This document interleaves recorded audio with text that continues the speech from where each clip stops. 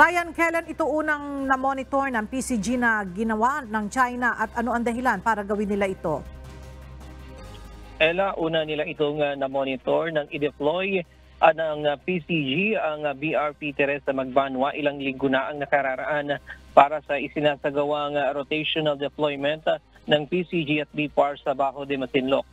Ayon sa Philippine Coast Guard, pangatlong beses nang namomonitor ang pagja-jam ng China sa Automatic Identification System o AIS ng barko ng PCG at ng Bureau of Fisheries and Aquatic Resources o BFAR. Pagkatapos i-deploy sa lugar ang BRP Teresa Magbanwa, pinalitan ito ng BRP Tablot ng BFAR at noong nakaraang linggo naman, pinalitan naman ito ng BRP Datu Sanday. Lahat ito nakaranas ng AIS jamming. Ang Automatic Identification System o AIS ay ginagamit ng mga barko para matukoy ang kanilang lokasyon gamit ang satellite. Gamit ito para sa ligtas na paglalayag sa karagatan. Ayon sa PCG, nangyayari ito sa tuwing nagre-release sila o ang China ng pahayag na itinaboy nila ang mga barko ng PCG at BFAR sa lugar. We also suspect that the reason why they're doing this is for them to support their narrative that every time na nandun tayo, sinasabi nilang they were successful in driving us away or repelling the presence of the Philippine government vessel.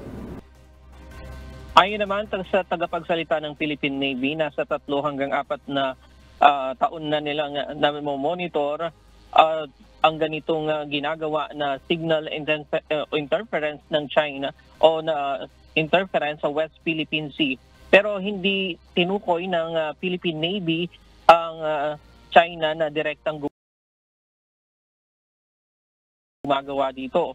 At wala pang tugon naman. Samantala, kinumpirma rin ng PCG na naglalayag o naglagay ng floating barrier ang China sa Bahura o bukana ng Bajo de Masinloc noong Huwebes, ilang oras bago lamang makarating ang BRP Datu Sunday sa lugar para sa pagbibigay ng ayuda sa ating mga kababayang Pilipinong mangingisda sa lugar.